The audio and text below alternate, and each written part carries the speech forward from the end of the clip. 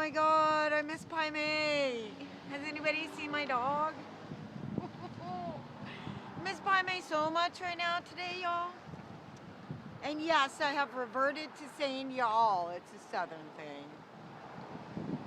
So, Pai Mei, my dog, you know, it's just so weird because she was here. She really was here. She was right here. And now she's not here. It's just the weirdest thing. So I did another video for you showing you a Craigslist ad that I put up called "In Memory of Pai Mei Dog, My Best Friend," and I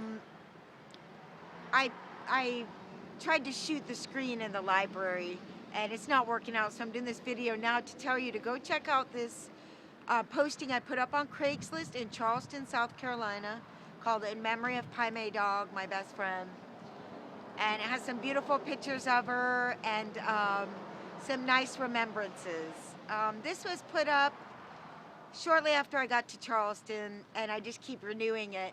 And I have gotten the most beautiful responses from other dog lovers, sharing their stories with me about their dogs, how special they are, how much they miss their dogs that they've lost, why they're getting new dogs or not getting new dogs.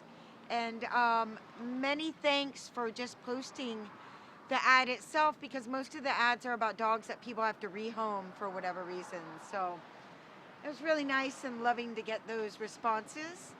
So go check that out again on Craigslist, Charleston, South Carolina. Check out my Pai Mei memory posting. You know, it's just like a big blur. I came to Charleston and I just was sort of spending time digesting everything and couldn't really do much, spending a lot of time online. Now that Pai Mei's gone, I've been just researching the van, looking at what rentals are around the country, looking at routes west, researching the van, and looking at dogs and watching dog rescue videos. So I've been doing that a lot. What was I going to say? Right, so then I went and got the jobs, and the job with the cats is not really much time with the cats, and it's not, I like the job, I'm glad to earn the money, I'm glad to work with the cats, but it's not doing it for me in terms of, you know, my dog. And walking Kari, which I did again today, has been wonderful too. But I miss Pai Mei, and there's just no substitute for her. Eventually I'm gonna have to get another dog, so I keep looking on Craigslist just to taste it. And I realized no one's gonna give me a dog from a shelter in my van. And the people rehoming their dogs want them to go to a good home with a fenced-in yard. The thing about the van life is, my dog has multiple yards and none of them are fenced. You know why? Because they get walked every day on a leash with me. And so if I can explain it to them that the dog would have a great life traveling with me, maybe they'd give me their dog. But I have a feeling the way I'm going to get my next dog is like on the side of a road somewhere, that dog's just going to come to me. And I was thinking about Pai Mei. It's like, how did I even get that wonderful dog, Pai Mei dog? Well, I realized too, it was because I took a risk. Because the timing was right, and I told myself I was going to get a dog, and it was going to be a wolf-like dog. And then I went into Burt's Market that day and I saw that flyer of her, and I didn't wait to call, and I ripped the flyer right off the wall. And the picture of Pai Mei, she looks a little bit scary. She's really skinny and she's like not happy looking, and she looks like a chow dog, like a scary chow dog. And the lady who I adopted her from told me that most of the calls she got, she was worried were for dog fighting dogs, to put Pai Mei in a ring with another dog. You know, Pai Mei would kick some butt.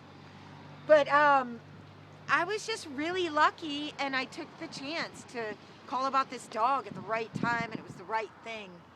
And sure enough, she was, you know, a handful in a lot of ways. Actually, a little story, I almost lost her in the beginning.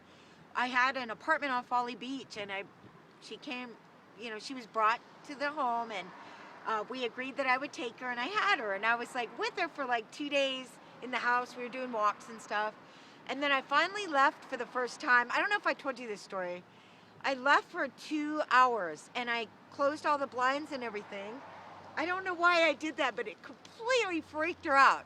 I came back in 2 hours and the whole house was completely destroyed. Every single blind was tore up. Every single blind, including these long blinds that were in the upper room.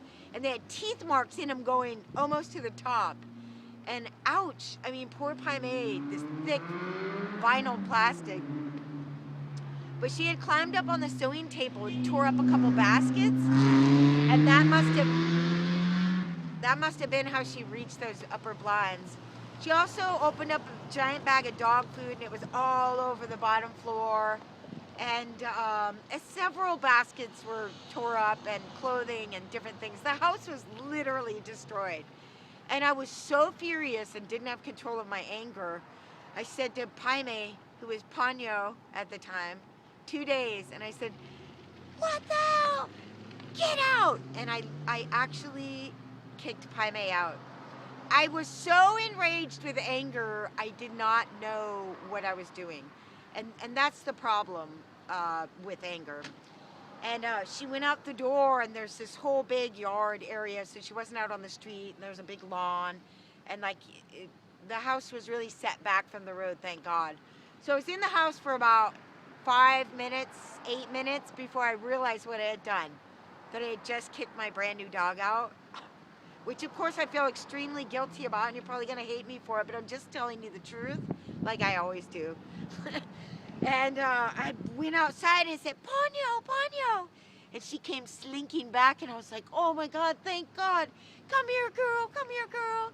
And I went and got her, and she came right in, and I told her it was all right and made peace with her, and she never did tear anything up after that for about 4 or 5 years. So I almost lost Pai Mei that night. You know, she could have just taken off. I mean, she has a microchip and a pet watch, and she had a tag on with my phone number, but still, I feel incredibly guilty about that to this day, but that's what happened. And Pai Mei did, you know, have trouble being in certain spaces, but more it was after a while she had trouble being in certain spaces, because we were in multiple places and vans, and she would do fine for about the first year. Or if my life got really super anxious, she would get anxious too. So basically what I'm getting at is I took on a dog that was a chow mix, which makes it hard to get an apartment. She was aggressive towards other dogs at times. She could live with other dogs, but the initial connection was always like, "Rawr, rawr, rawr." And she kind of got worse over time, which chows tend to do. So she had some issues, and I took on a dog that had some issues. And I'm sure glad I did, though, because she was the most special dog that I ever had. And I love my first dog, Nesta, too. She was my most special girl dog that I ever had. Nesta was the shit. I can't even explain. But I'm real glad I took on Pai Mei. She was such a great part of my life for 6 years.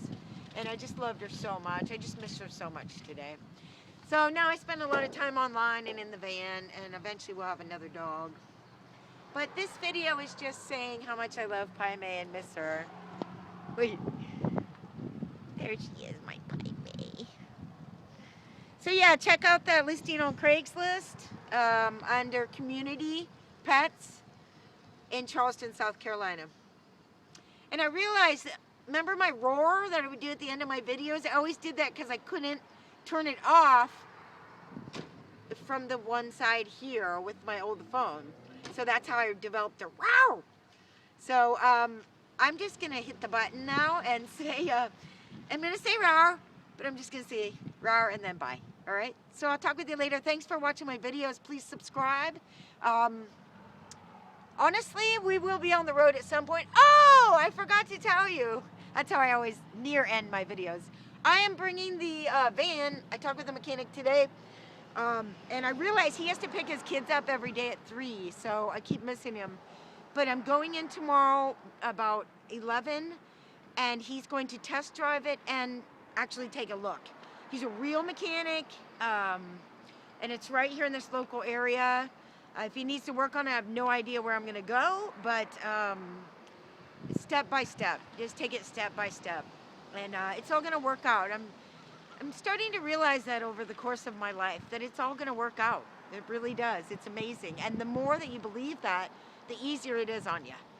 So, and I think the better it works out, but either way, you're just happier anyway. So I'll just leave you with that. Thanks for watching my videos. Please subscribe. I'm trying to get to 2,000 as soon as possible. So you have a nice day. Thanks for watching. Wow! And the turn off.